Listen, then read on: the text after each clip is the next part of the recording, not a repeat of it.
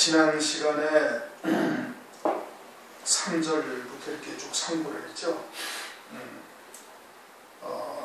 사과나무다라는 것은, 숲풀 가운데 사과나무다라는 것은 주님만이 그러한 그 영생의 열매를 주시는 분이다, 맺게 해주시는 분이다 이겁니다.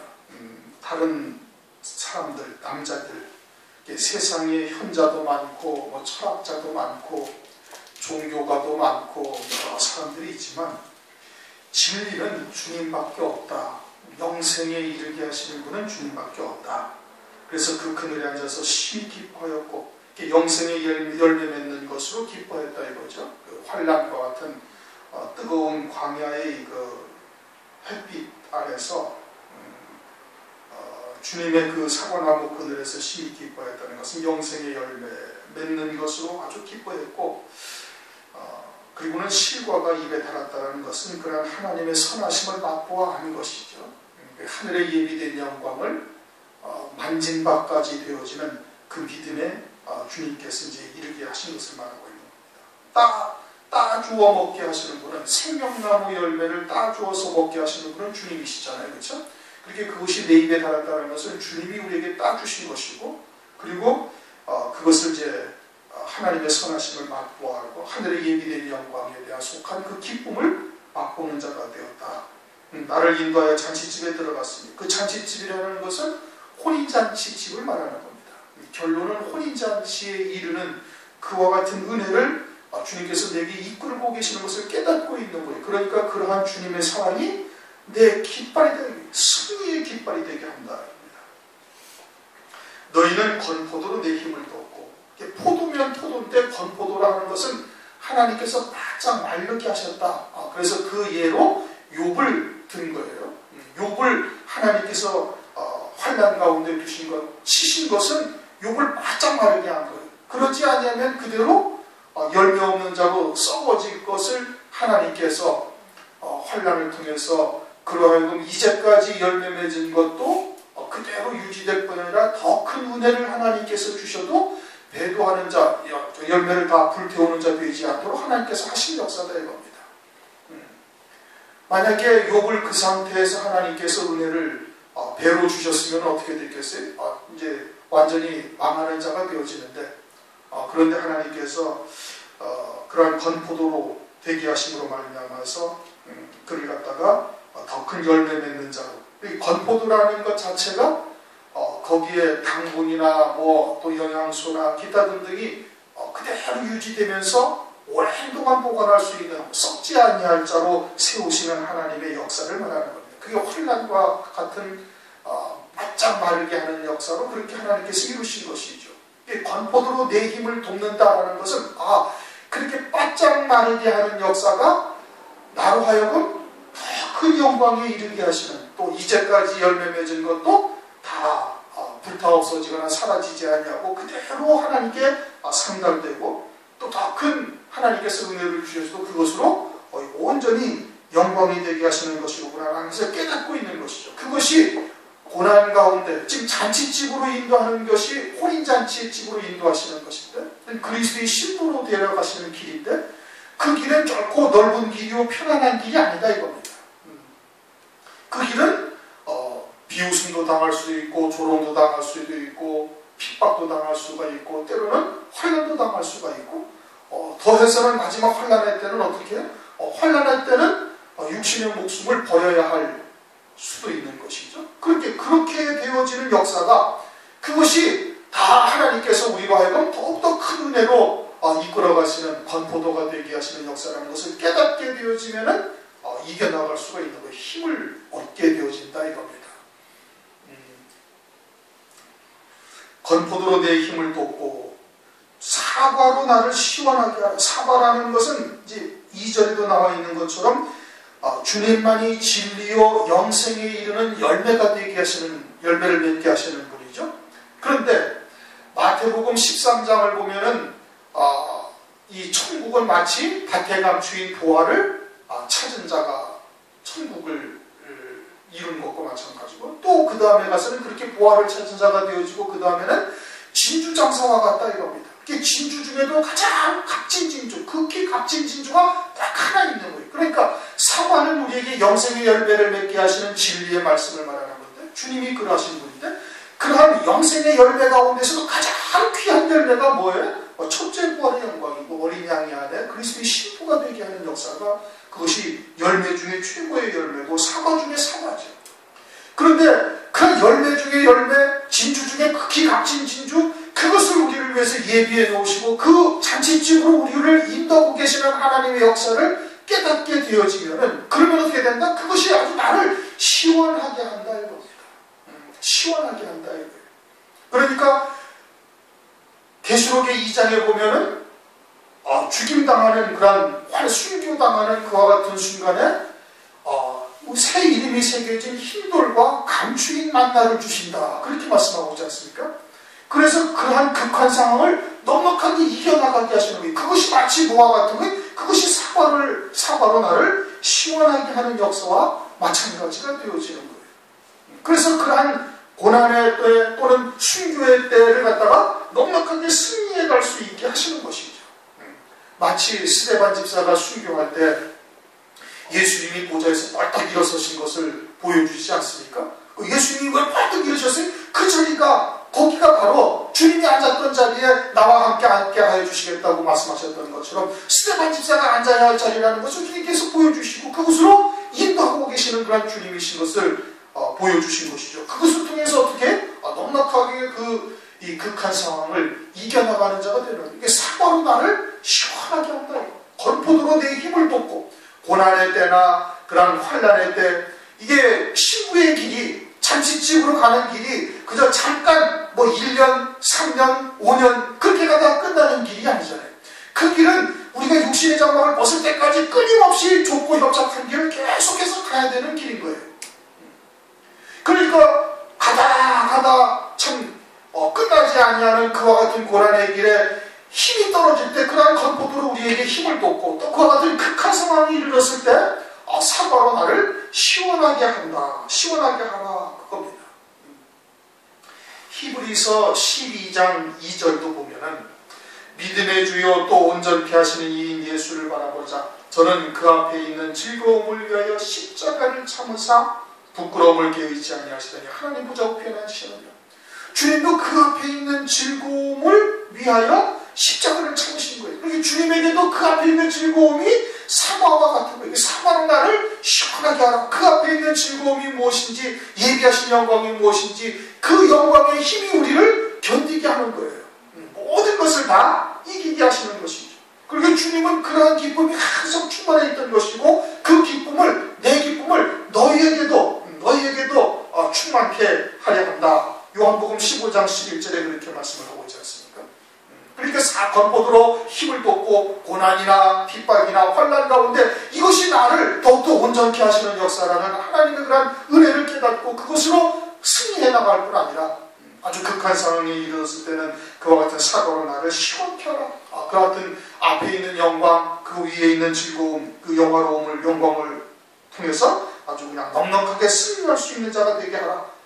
그리고 내가 사랑함으로 병이 났습니다.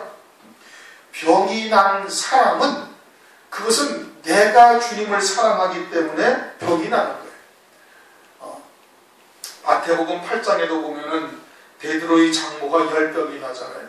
베드로의 장모가 10병이 났다.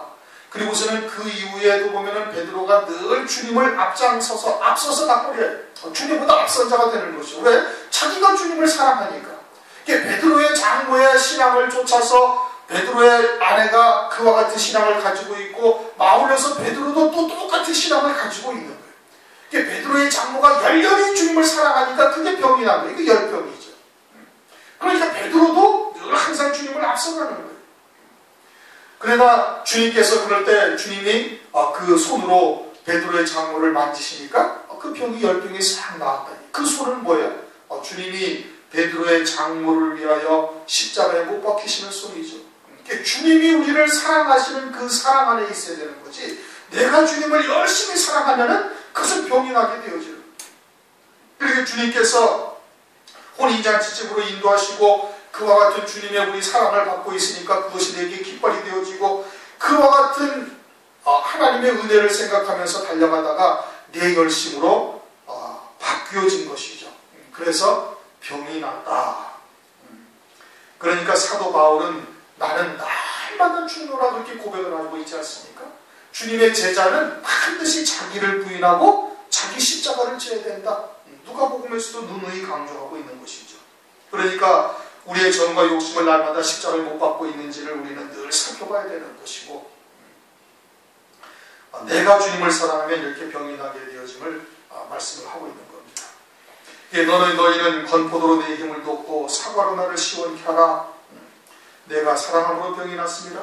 6절 그가 왼손으로 내 머리에 베게 하고, 주님이 왼손으로 내 머리에 베게 했다. 왼손이다라는 것은 마태복음 25장을 보면 오른편 왼편을 양과 염소로 나누죠. 오른편은 의인의 자리에 하나님께서 창세전에 예비하신 영원한 영광에 들어갈 자리이고, 왼편은 뭐예요? 왼편은 영벌에 들어갈 자들의 자리요 염소의 자리다. 그렇게 말씀하고 있죠. 불의한 자리가 되는 거예요. 주님의 사랑 안에 내가 안겨 있어야 되는 것이죠. 요한복음 13장에 사도 요한이 주님의 품 안에 안겨 누워있다. 주님이 사랑하시는 자들, 주님이 사랑하시는 그 사랑이 무엇인지를 깨닫고 그 안에 잠겨있는 자가 사도 요한이죠. 그와 같이 주님의 사랑 안에 있어야 되는데, 내가 주님을 사랑해서 병이 난 자들은 그것은 불의한 자리와 마찬가지인 것이죠. 그러니까 주님이 왼팔로 머리를 베게 했다. 왼팔로 내 머리에 베게 하고, 왼팔로 내 머리에 베게 했다는 것은 뭐 하라는 거예요? 잠자리는 얘기예요. 잠을 잔다라는 것은 주님 안에서 쉬라는 얘기요, 주님 안에서 안식하는 신앙이 되라는 것을 말씀을 하고 있는 겁니다. 왜? 내가 열심을 해가지고 내 힘으로 주님의 뜻을 말씀을 이루려 하니까 그 주님께서 안식하는 자가 온전한 자인 것을 우리에게 깨우쳐 주시는 겁니다. 주님이 전능자시고 주의 뜻은 하나님께서 이루시고 우리의 구원 역시 하나님께서 이루어 가시는 거예요. 그러니까 내 머리에 베게 했다라는 것은 주님의 사랑 안에서 안긴 자, 주님의 사랑 안에서 누워있는 자 되게 하시는 그와 같은 은혜를 말씀하시는 것이고, 그래서 내 머리에 베게 하고 오른손으로 나를 안는구나. 왼손으로 베게 하고 오른손으로 안으면 이제 하나가 되어지는 것이에요. 다시 말하면은 1장 16절 우리의 침상은 푸르고 라는 주님과 내가 하나 되어지는, 그래서 주님은 우리에게 열매 맺게 하시는 기쁨으로 기뻐하시고, 우리는 열매 맺는 것으로 기뻐해서 주님과 우리의 기쁨이 하나가 되어지는 것이, 그것이 우리의 침상이다. 그 주님이 왼팔로 나를 베게 하고 오른손으로 앉게 되어지면 주님과 완전히 하나가 되어져서 은혜 안에서 우리의 침상은 푸르고와 같이 믿음으로 열매 맺게 하시는 은혜를 우리에게 베풀어 주시는 겁니다. 7절 끝부분에도 보면 흔들지 말고 깨우지 말라 말씀하셨죠? 안식하는 자가 되라 이겁니다. 잠자는 자가 되라 이겁니다. 주님 안에서 안식하는 신앙이 되어야 되는 거예요. 주님 안에서 안식한다, 주 안에서 안식한다라는 것은 골로새서 1장 29절 말씀처럼 내 안에서 능력으로 역사하시는 자의 역사를 따라 내가 수고하노라고 이렇게 고백을 하고 있죠. 주님이 내 안에서 역사하시는 역사를 따라서 내가 힘을 다하여 수고한다. 이렇게 내가 주의 일을 또는 주님의 말씀을 이루는 것하고 내 안에서 역사하시는 이의 역사를 따라 내가 힘을 다하여 수고하는 것하고는 차이가 있는 것이죠. 믿음과 행함의 차이인 겁니다. 믿음과 행함의 차이를 우리가 확실하게 분별할 수 있어야 되는 것이에요. 그것은 모리아산에서 아브라함이 이삭을 제물로 드리지 않습니까? 그렇죠? 사람의 이성이나 세상의 논리나 자기의 의지나 이런 것으로는 할 수가 없는 일인 겁니다. 그것은 히브리서 11장 18절 네 자손이라 칭할 자는 이삭으로 말미암으리라 라는 하나님의 말씀이 아브라함을 주장한 거예요. 그 말씀에 붙들린 자가 된 거예요. 그 말씀이 아브라함의 모든 생각과 이성을 사로잡아서 다 무릎 꿇게 하고, 그리고는 그 말씀이 아브라함을 이끌어서 인도하시는 것이죠. 그것이 내 안에서 역사하시는 이의 역사를 따라, 내 안에서 능력으로 역사하시는 이의 역사를 따라 내가 힘을 다하여 수고한다 하는 그 그와 같은 하나님의 말씀이 아브라함 속에서 이루어지고 있는 겁니다. 말씀에 붙들린 자가 된 것이요, 말씀에 결박된 자가 된 것이에요. 그리고는 자기는 어떻게 주님 안에서 쉬는 거예요. 히브리서 4장을 보면 그 안식이라는 거에 대해서 말씀을 하고 있습니다. 안식. 히브리서 4장의 1절에 그 안식이라는 것을 말씀하시면서 4장 2절에 뭐라고 말씀하고 있는 거 아니? 그 들은 바 말씀이 저희에게 유익되지 못한 것은 듣는 자가 믿음으로 화합치 아니하니라. 안식하지 못하는 이유는 뭐냐? 하나님의 말씀과 화합치 아니한 거예요. 믿음으로 하나가 되어져야 되는데 하나님의 지금 오늘날은 성령으로 하나님의 말씀을 우리의 육의 신비에 새기시죠. 듣게 하시고 깨닫게 하시고 그 말씀이 생각나게 하셔서 그 말씀이 나를 주장해 가시는 역사를 하나님께서 이루어 가시는 거예요. 믿음으로 하나 되게 하시는 것이거든요. 이제 그와 같은 과정에까지 우리가 여러 가지 이제 연단이나 또는 훈련이나 이러한 과정이 필요하긴 하지만 주님 안에서 안식한다라는 것은 나는 쉬고 주님 안에서 완전히 쉬고 그리고 주님이 내 안에서 나를 통해서 일하시는 그 역사에 우리가 힘을 다하여 믿음으로 하나 되어져서 수고하는 것을 말하고 있는 겁니다. 그것이 주님 안에서 안식하는 거예요. 왼팔로 베개하고 오른손을 안았다? 그럼 나는 쉬고 주님이 내 안에서 일하시고 그리고 그것으로 주님은 기뻐하시고 우리는 그와 같이 믿음으로 하나 되어져서 열매 맺는 것으로 기뻐하는 그런 믿음으로 온전히 하나가 되어진 상태를 말하는 겁니다. 그래서 히브리서 4장 10절 11절에 이미 그의 안식에 들어간 자는 하나님이 자기 일을 쉬심과 같이 자기 일을 쉬느니라. 그러므로 우리가 저 안식에 들어가기를 힘쓸지니 이는 누구든지 저 순종치 아니하는 불에 빠지지 않게 하려 함이니라. 그러니 그 안식에 들어가기를 우리에게도 힘쓰라 이겁니다. 믿음으로 주의 말씀과 하나 되기를 아주 힘쓰라 이겁니다. 내 안에서 역사하시는 이 역사를 따라 나도 힘을 다하여 수고하는 자가 되어야 되는데 근데 내가 주님을 사랑함으로 병이 나고요. 그리고 주님께서 왼손으로 내 머리에 베개하고 오른손으로 안았다. 이제는 주님과 완전히 믿음으로 하나가 되어졌다. 믿음으로 화합이 되어진 것이고 이제는 주님이 내 안에서 역사하시는 능력으로 역사하시는 그 역사를 따라 내가 힘을 다하여 수고하는 자가 딱 되어진 것이에요. 침상에 함께 누워있는 자 하나가 되어진 것을 말씀을 하고 있는 것이죠. 믿음으로 하나 된 것이고 말씀에 붙들린 자가 되어지는 겁니다. 그것을 위해서는 끊임없이 정과 욕심을 십자가에 못 박는 자가 되어야 할 것이고 자기 십자가를 지는 자가 되어야 함을 말합니다. 나는 날마다 죽노라 그렇게 고백하는 자가 되어야 되는 거예요. 7절 예루살렘 여자들아 내가 노루와 들썼으므로 너에게 부탁한다. 내 사랑이 원하기 전에는 흔들지 말고 깨우지 말지니라. 그러니까 지금 6절에서 어떻게 하고 있다는 거예요? 잠이 들었다는 얘기입니다. 그래서 흔들지 말고 깨우지 말라. 그 잠이라는 것은 안식하는 신앙, 믿음으로 화합이 된 그와 같은 믿음의 자리에 서 있음을 말하는 겁니다. 그런데 예루살렘 여자들아, 예루살렘 여자는 1.5절에 나오죠. 예루살렘 여자들은 율법의 종이 된 자들, 자기들은 스스로 의롭다 하는 거예요. 그러나 믿음으로 사는 자들은 개갈의 장막같이 아주 더럽고 추악한 존재라는 것을 스스로 알고 있는 겁니다. 아주 그냥 까만 자, 구스 여인처럼 온통 죄뿐인 인생인 것을 고백하고 있는 자들이고 예루살렘 여자들은 율법 안에서 자기들을 의롭다 하는 자들인 것이 다시 말하면 율법의 종이 된 자들이죠. 그래서 지켜 행하며 자기들을 스스로 의롭다 하는 바리새인들이 그래서 등장을 하는 것이고 또 율법을 지켜 행함으로 세상에서 복을 받고 아브라함이 복을 받았던 것처럼 또 요셉이 복을 받았던 것처럼 야곱이 이삭이 복을 받았던 것처럼 그렇게 세상에서 하나님의 말씀을 잘 지켜 행하면 여러 가지로 복을 받는다. 세상에서 복을 받는다는 사두개인들이 예루살렘 여자에 해당되어지는 겁니다. 그러면 오늘날 그 바리새인들 신앙은 오늘날 어떠한 교훈으로 우리에게 다가와 있어요? 생활 교훈으로 바뀌어진 겁니다. 하나님의 말씀이 철학이나 또는 윤리도덕이나 이와 같은 육신의 경건주의로 바뀌어진 것이 오늘날 바리새인의 신앙이에요. 그 예루살렘의 여자들이 해당되어집니다. 또 한 가지는 사두개인 신앙은 오늘날 어떻게 바뀌었어요? 기복적인 신앙, 세상에 복받는 말씀으로 하나님의 말씀을 변제시킨 그와 같은 혼잡된 말씀들, 이것이 예루살렘 여자들이 다 해당되어지는 거예요. 육에 속한 신앙인 겁니다. 한마디로 다 육에 속한 신앙. 그런 예루살렘 여자들아, 육에 속한 신앙이죠. 율법의 종이 된 자들. 내가 노루와 들사슴으로 너에게 부탁한다. 내 사랑이 원하기 전에는 흔들지 말고 깨우지 말라. 노루와 들사슴은 1장 9절을 보면은 나의 사랑하는 자는 노루와도 같고 어린 사슴과도 같았어. 그럼 노루와 들사슴은 누구를 말하는 거예요? 주님을 말씀하시는 거예요. 그러면 내가 노루와 들사슴으로 너에게 부탁한다. 나는 지금 주님과 하나 되어져 있고 주님은 내 안에서 역사하시는 거예요. 지금 믿음으로 나는 살고 있는 존재가 되어져 있죠. 침상이 푸르고 우리의 침상이 지금 기쁨으로 주님의 기쁨과 나의 기쁨이 하나 되어져 있는 자가인 겁니다. 그럼 주님은 지금 어디 계세요? 내 안에 계신 거예요.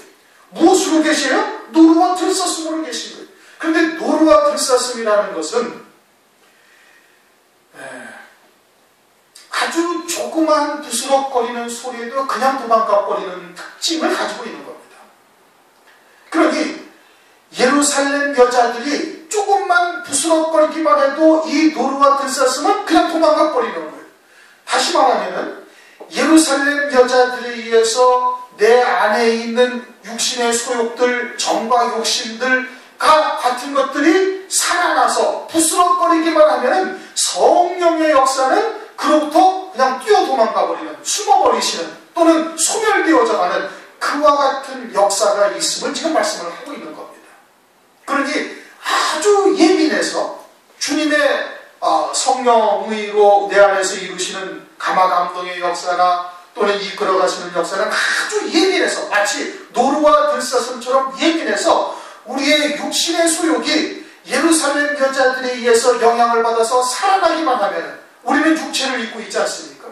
육을 입고 있으니까 늘 나를 날마다 십자가에 못 박고 자기를 부인해야 되는데 그러지 못하고 잠시 방황하고 잠시 또 방심하다가는 그런 육신의 소욕들이 살아나서 부스럭거리면 성령의 역사는 금방 딱 소멸되어지고 살아나는 것만큼 고문에서 배기하고 주무시게 되어지는 그와 같은 역사가 있음을 말씀을 하고 있는 겁니다.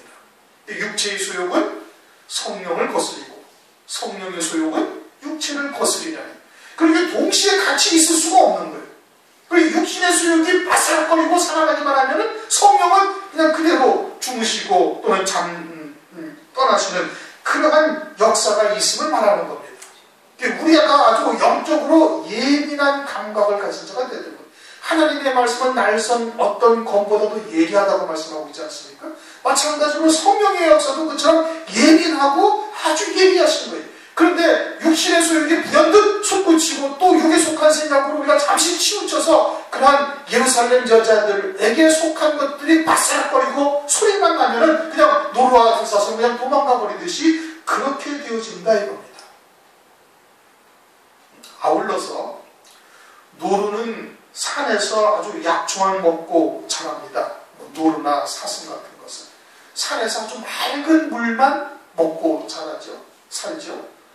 거기에다가 노루 같은 경우는 땅을 디디지도 아니하고 아예 바위만 공중공중 뛰어다니는 성격이 있는 거예요. 그렇게 주님을 또 거기에다 비유하신 것이거든요. 주님은 우리 안에서 우리 하여금 아주 그냥 약초와 같은 온전한 하나님의 말씀만 먹게 하시는 거예요. 생수와 같은 진리의 말씀만 받아들이게 하시는 거예요. 그와 같은 노루와 들사슴으로 너희에게 부탁한다 라고 지금 말씀을 하고 있는 것입니다. 그러니까 우리는 더더욱 나는 날마다 죽노라 정과 욕심을 못 박는 자가 되어야 되는 겁니다. 특별히 마지막 때는 노아의 때와 같다. 성경에서 그렇게 말씀하고 있지 않습니까? 그러니까 홍수물이 범람을 하여 사람들이 다 그 물을 먹고 있는 거예요. 그런데 멸망하기까지 깨닫지 못하는 것이에요. 자기들은 육에 속해 있으면서 지금 예루살렘 여자들에 속한 육체의 경건주의나 혹은 기복적인 신앙이나 이런 것에 빠져 있으면서도 그것을 깨닫지 못하고 있는 거예요. 그러니까 그들이 우리에게 늘 영향을 주고 있는 겁니다. 때로는 미혹하기도 하고 조롱하기도 하고 또 우리가 육신을 입고 있으니까 고난의 때가 길어지고 또 심히 깊어지면 그러한 것에 미혹을 당할 수도 있는 거예요. 당황할 수도 있는 거예요. 그러면 그렇게 아주 작은 부스럭거리는 소리에도 노루와 들사슴처럼 주님의 그런 성령의 역사는 아주 민감하게 우리에게 반응을 하신다는 겁니다. 요한복음 11장을 보면은 나사로가 죽습니다. 나사로가 죽은 이유가 거기에 특별히 나타나지 않아요. 그런데 요한복음 11장 18절을 보면 베다니는 예루살렘에 가깝기가 한 오리쯤 되네, 그렇게 말씀하셨어요. 예루살렘이 한 오리쯤밖에 안 되니까 이 나사로가 주님의 제자로서 주의 말씀을 듣고 복음과 진리의 말씀을 듣고 믿음으로 살아야 할 터인데, 그런데 예루살렘의 거리가 한 오리쯤 되니까 늘 예루살렘에 왕래를 하면서 그쪽에 있는 사람들과도 늘 교제를 했던 것이, 그러니까 복음과 진리의 말씀을 듣고 믿음으로 살아야 할 나사로가 예루살렘이 가깝기가 한 오리쯤 되니까 늘 교제하면서 왔다 갔다 하다가 점점 어떻게 그 영이 죽어가는 자가 된 겁니다. 노루와 들사슴이 떠나버리는 거예요. 바스락거리는 소리에, 그저 가깝기가 한 오리쯤 되니까 바스락거리는 소리에 그냥 노루와 들사슴처럼 떠나버리고 마는 것이죠. 그래가지고 그 영이 죽은 자가 되었음에도 나사로가 전혀 깨닫지를 못하고 있으니까 그 육체도 생명을 하나님께서 거두셔버리는 겁니다. 영이 죽은 자인 것을 깨닫지 못하니까. 왜 죽었어요? 복음과 진리의 말씀을 듣고 믿음으로 살아야 할 터인데 예루살렘이 가까워서 늘 왕래하다가 다시 율법으로 돌아가므로 그렇게 되어진 것이죠.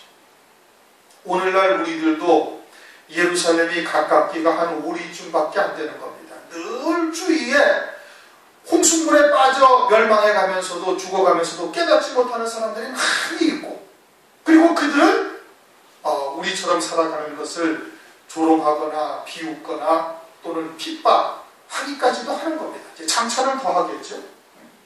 그러니 예루살렘에 가깝기가 오리쯤 되는데 그 주님의 잔치집으로 인도하시는 그 길은 좁은 길이요 협착한 길이요 육신의 장막을 벗을 때까지 끝까지 이어질 수도 있는 거예요. 그건 아무도 모르는 거예요.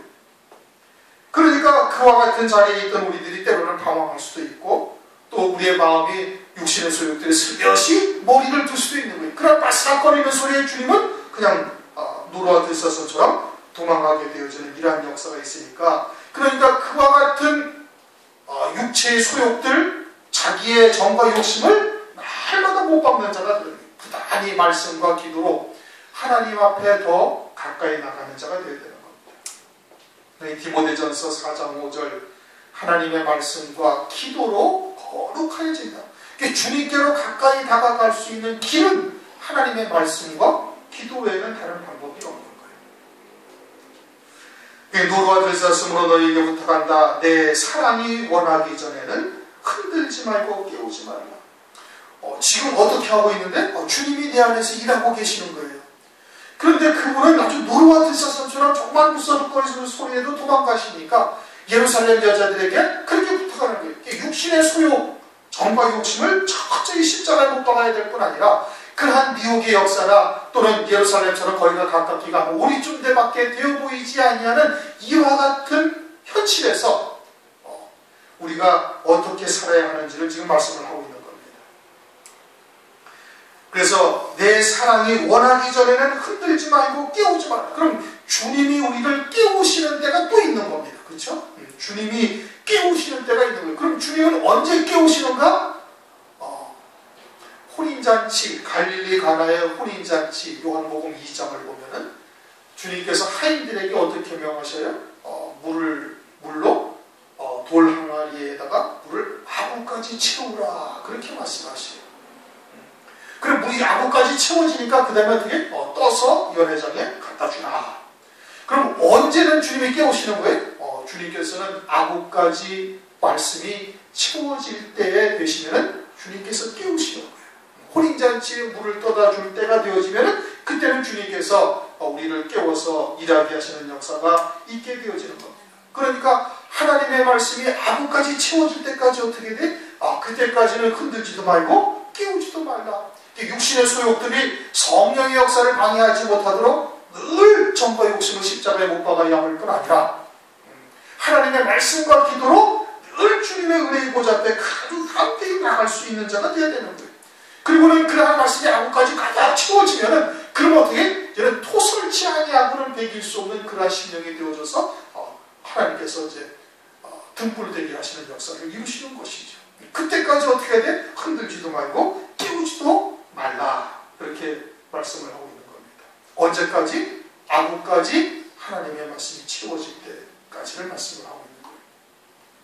그렇게 하나님이 정하신 때가 반드시 우리에게 다가옵니다. 그때까지는 어떻게 돼? 그때까지는 흔들지도 말고 깨우지도 말라. 누가? 예루살렘 여자들에게 육신에 속한 신앙이 우리를 미혹하는 역사에 우리가 넘어가서도 안 될 뿐 아니라 우리 육신의 소욕들도 정과 욕심을 십자가에 못 박는 그와 같은 일들을 우리가 부단히 해야 되는 것을 말씀을 하고 있는 겁니다.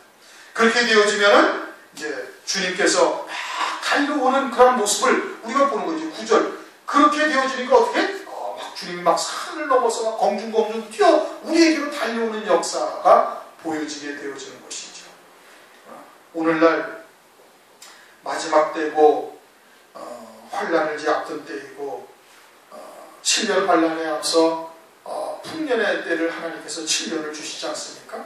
그때 5배의 양식을 하나님께서 허락을 하시는 때가 바로 오늘날인 겁니다. 그러니까 부단히 하나님의 말씀을 읽고 또 기도하고 또 듣고 그렇게 해서 그 하나님의 말씀이 하루까지 채워지고 그래서 주의 말씀이 우리 안에서 아주 골격이 형성이 되고 살이 붙여지면은 그러면 하나님께서 전할 수 있는 자리까지 하나님께서 또 올려놓으시는 겁니다. 등경을 사람이 등경 위에 등불을 올려놓는 것처럼 주님께서 올려놓으시는 역사가 반드시 있을 거예요. 그러니까 그때까지는 어떻게? 그때까지는 부단히 하나님의 말씀을 하루까지 채우시는 그와 같은 일들을 이루시길 주님의 이름으로 축원합니다. 우리 통성으로 기도하시겠습니다.